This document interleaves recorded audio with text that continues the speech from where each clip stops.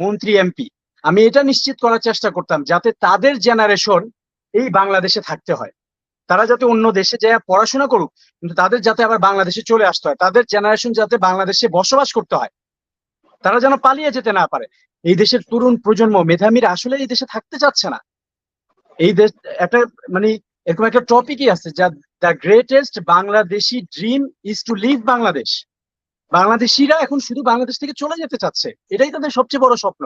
এই আদালতের 2018 সালের মীমাংসিত ইস্যু, যেটা প্রধানমন্ত্রী নিজে বাতিল করে দিছে, সেটা আবার আদালতে কেন গেল?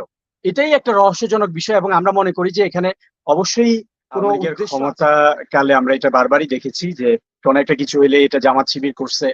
আমার একটা রেফারেন্স এখন মনে পড়তেছে, যখন রানা প্লাজা ধসে গেল, রানা প্লাজা যখন ধসে গেল, তখন তৎকালীন স্বরাষ্ট্রমন্ত্রী মহিউদ্দিন খান আলমগীর বলেছিলেন জামাত শিবিরের লোকজন রানা প্লাজার দেয়াল ধরে ধাক্কাধাক্কি করছে, দেখি রানা প্লাজা ধসে গেছে।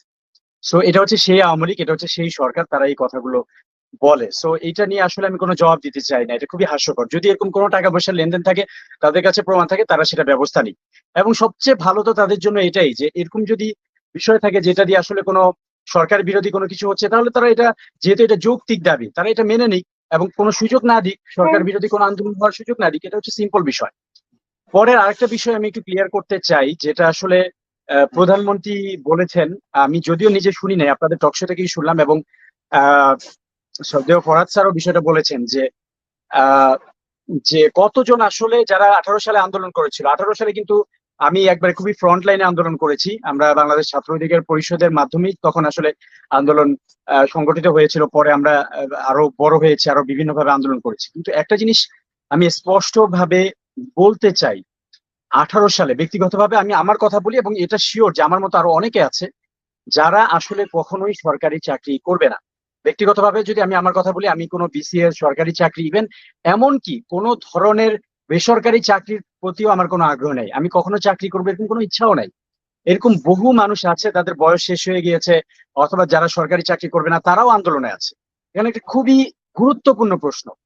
আপনারা, হ্যাঁ, এখানে অনেক মানুষ আছে যারা আসলে তারা চায় যে মেধার মাধ্যমে তাদের মেধাটা খাটিয়ে তারা একটা ভালো জায়গায় যেতে, কিন্তু এরকম অনেক ছাত্র আমার মতো আছে, অনেক শিক্ষার্থী, অনেক মানুষ আছে যারা আসলে তাদের নিজেদের চাকরির জন্য না, তারা এই আন্দোলনটা চায় এই জন্য, এই কোটা সংস্কারটা চায় এই জন্য যে যারা দেশটা পরিচালনা করবে, যারা মেইন জায়গায় যাবে, তারা যাতে মেধার মাধ্যমে নির্বাচিত হয়, তারা যাতে কোটার মাধ্যমে না হয়। একটা জিনিস আমি আজকে বিনীতভাবে বলতে চাই যে আসলে আমাদের দেশটা কোথায় যাচ্ছে।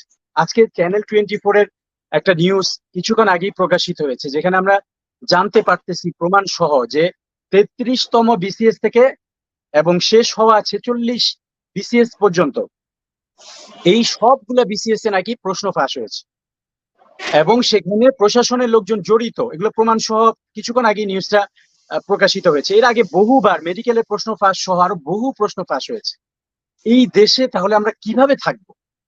আপনারা, আমি, আমাদের সিনিয়র যারা আছে, রাজনৈতিক দল, সেটা যেই দলই হোক, আপনাদের কাছে বিনীত অনুরোধ, আপনারা কি দেখতেছেন যে এই দেশের তরুণ প্রজন্ম মেধাবীরা আসলে এই দেশে থাকতে চাচ্ছে না?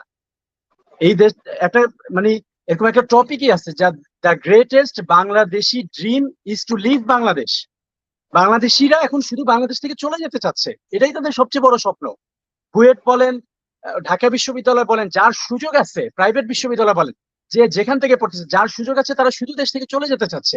এই বেনজির কাণ্ড, এই যে আমাদের সর্বোচ্চ আর্মির অফিসার থেকে শুরু করে, মানে আর্মি চিফ থেকে শুরু করে, বেনজির থেকে শুরু করে সব জায়গায় আমরা যেটা দেখতেছি, তাহলে এই দেশে কোনো মেধাবী কিভাবে থাকবে, কোনো সাধারণ মানুষও কিভাবে থাকবে?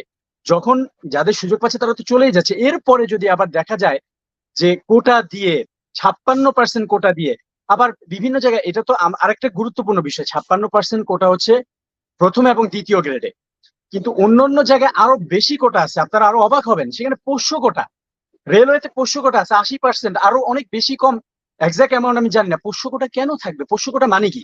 পোষ্য বলতে আমরা বুঝতাম যে যারা পশু পাখি পালন করে, আমি পাখি পালন করতাম, সো ওগুলাকে মনে হয় পোষ্য বলে। এখন শুনতেছি যে যারা মানে রেলওয়ের কর্মকর্তা, অথবা যারা, তাদের ছেলে মেয়েকে যাতে সেখানে কোটা দেওয়া হয়, এটা কি যুক্তি? আমি তো কোনো যুক্তিই দেখি না যে পোষ্য কোটা। তো এই যে এত সীমাহীন একটা অন্যায়, দুর্নীতি, এভাবে তো আসলে আমাদের দেশটা ধ্বংস হয়ে যাচ্ছে।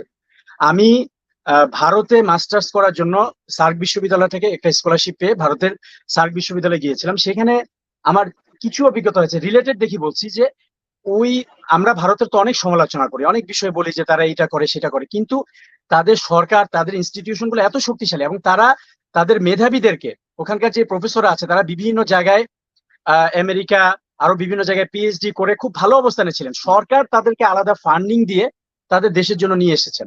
আমাদের সরকার তো এরকম কোনো উদ্যোগ দেখি না। আমাদের মেধাবীরা শুধু চলেই যাচ্ছে, এদেরকে রাখার জন্য কোনো ধরনের কোনো সিস্টেম নাই। এবং এরপরে আবার এই সরকারি চাকরি অথবা এই যে এই অবস্থা যদি হয় কোটায়, তাহলে আসলে এই দেশে কোনো সাধারণ মানুষ, কোনো মেধাবী মানুষ আসলে এখানে থাকতে চাবে না। এবং ভবিষ্যতে আরেকটা দুঃখজনক বিষয়, আমি আসলে আমার যদি ক্ষমতা থাকতো আমি যেটা করতাম, এই যে যারা আমাদের ক্ষমতায় আছে মন্ত্রী এমপি, আমি এটা নিশ্চিত করার চেষ্টা করতাম যাতে তাদের জেনারেশন এই বাংলাদেশে থাকতে হয়।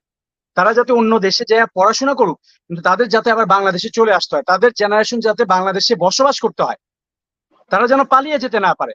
যদি তাদের বসবাস করতে হইতো তাইলে তারা বুঝতো যে মেধাবী না দিয়ে এভাবে কোটা যুক্ত দিয়ে যদি পুরো প্রশাসন সবকিছু ভরিয়ে ফেলে, তাহলে এই দেশ আসলে কোথায় যাবে। আরেকটা কথা আমি শেষে বলতে চাই, আমরা কিন্তু আজকে আমরা সব দাবি থেকে, আগে আমাদের 4টা দাবি ছিল, এখন আমরা সব দাবি থেকে সরে আসে এক দফা এক দাবিতে গিয়েছি।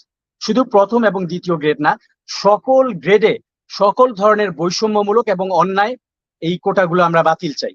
এবং ফরাজ স্যারের সাথে আমি একমত, এবং এখানে যে দুজনই স্যার আলোচনা করেছেন আমি তাদের সাথে খুবই একমত যে আমাদের প্রতিবন্ধী কোটাটা থাকতে পারে, আমাদের ট্রাইবাল কোটা থাকতে পারে, ক্ষুদ্র নৃগোষ্ঠী কোটা থাকতে পারে, আরো বিভিন্ন যুক্তি অনুযায়ী কোটা থাকতে পারে, কিন্তু সেটা কোনোভাবেই 10%-এর বেশি না।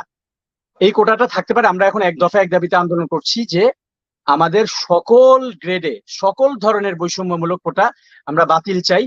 শুধুমাত্র যেগুলো যৌক্তিক সেটা 10%-এর কমে নামিয়ে এনে এটা আমরা কোটা সংস্কার চাই।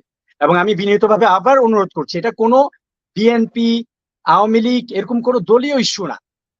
এই জন্যই আমি এই কথাটা বারবার বলেছি যে তাদের জেনারেশন, তাদের ছেলে মেয়ে, তাদের নাতিপুতিদেরকে যদি এই দেশে থাকতে বাধ্য করার মতো কোনো আইন করা যেত আমি সেটা করতাম, তাহলে তারা নিজেরাই আসলে কোটা বাতিল করে দিত, এভাবে কোটা রাখতো না। সুতরাং আমি অনুরোধ করব, এখানে আন্দোলনের বিষয়টা নিয়ে প্রধানমন্ত্রী আজকে এটাও বলেছেন যে কোটা থাকবে কি থাকবে না এটা কোর্টের বিষয়, যেহেতু হাইকোর্ট থেকে রায় দেওয়া হবে বা হাইকোর্ট আদালত থেকে যে রায় আসবে সেটার উপরেই বলবৎ থাকতে হবে। এটাও একটা, এই বিষয়টাও আসলে। এবং আরেকটা বিষয় যে গতকালকে প্রধান বিচারপতি তিনিও বলেছেন যে রাজপথের আন্দোলন দিয়ে আসলে কোর্টের রায় পরিবর্তন করা যায় না বা কোর্টের রায় পরিবর্তন হয় না, তো কোটা নিয়ে আন্দোলনটা কেন হচ্ছে? তো এই দুইটা বিষয় নিয়ে আপনাদের আসলে মতামত। আমি তো ভিন্নভাবে বলতে চাই, এটা 2018 সালে মীমাংসিত ইস্যু। আমরা বহু আন্দোলন করে এই রাজপথের মীমাংসিত ইস্যুটা আবার আদালতে গেল কেন এত বছর পরে? এটাই তো একটা রহস্যজনক বিষয়। এবং কোন সময় গিয়েছে? আমরা যেই সময় বাংলাদেশের মানুষ, যে ভারতকে যে করিডোর দেওয়া হচ্ছে, রিসেন্টলি যেই প্রধানমন্ত্রী যে ভারত সফর করলেন, এটাও দুঃখজনক বিষয় যে আমাদের আরেকটা দেশের সাথে কি চুক্তি হচ্ছে সেগুলো গোপনে হচ্ছে, প্রকাশ্যে হচ্ছে, সেগুলো আমরা পুরোপুরি জানতেই পারি না। কেন? যখন এই ইস্যুগুলো নিয়ে কথা হচ্ছে যে ভারতকে আমরা কি কি দিলাম, কি কি চুক্তি হলো, কেন তাদেরকে করিডোর দেওয়া হচ্ছে, এবং এতই বৈষম্যমূলক হচ্ছে যে অনেক ক্ষেত্রে ভারত আমাদের উপর দিয়ে চলে যাবে, তারা যতটুকু ট্যাক্স দেবে বাংলাদেশের লোকজন তার চেয়ে বেশি ট্যাক্স দেয়, বাংলাদেশের ট্রাক, বাংলাদেশের ব্যবসায়ীদের তার চেয়ে বেশি খরচ করতে হয়, তার চেয়ে কম খরচ করে একটা স্বাধীন দেশের উপর দিয়ে ভারত চলে যাবে। এবং আরো দুঃখজনক বিষয় যে নেপাল, যেগুলো আমাদের সরকারের পক্ষ থেকে বলা হয়েছে, এগুলোর যথেষ্ট যুক্তি খণ্ডন হয়েছে। যে আমি তো ভারতে অনেকবার গিয়েছি, আমি পড়াশোনা করে গেছি, এবং আমি ইন্টেনশনালি আমি গিয়েছি যে আমি জানতে চেয়েছি যে সার্ক বিশ্ববিদ্যালয় ওখানে যে আসলে আমাদের সাথে যে ভারত বৈষম্য করে, এটাও ক্লিয়ার করে দিই, ভারত রাষ্ট্রের সাথে, ভারতের মানুষের সাথে আমাদের কিন্তু কোনো বিরোধ নাই।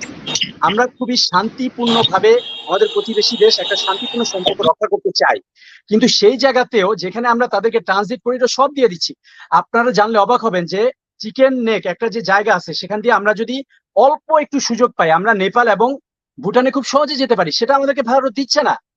তিস্তার পানি কত বছরের একটা অমীমাংসিত ইস্যু, সেটা আওয়ামী লীগ অনেক চেষ্টা করেও পারে নাই। তাহলে সেই জায়গায় যখন এই অবৈধ অন্যায় চুক্তিগুলো হচ্ছে, যেগুলো নিয়ে পুরো দেশে ভারতীয় পণ্য বয়কট এরকম বিভিন্ন ধরনের ইস্যুগুলো আলোচনা হচ্ছে, হঠাৎ করে কেন এই আদালতের 2018 সালের মীমাংসিত ইস্যু, যেটা প্রধানমন্ত্রী নিজে বাতিল করে দিছে, সেটা আবার আদালতে কেন গেল? এটাই একটা রহস্যজনক বিষয়। এবং আমরা মনে করি যে এখানে অবশ্যই কোনো উদ্দেশ্য আছে।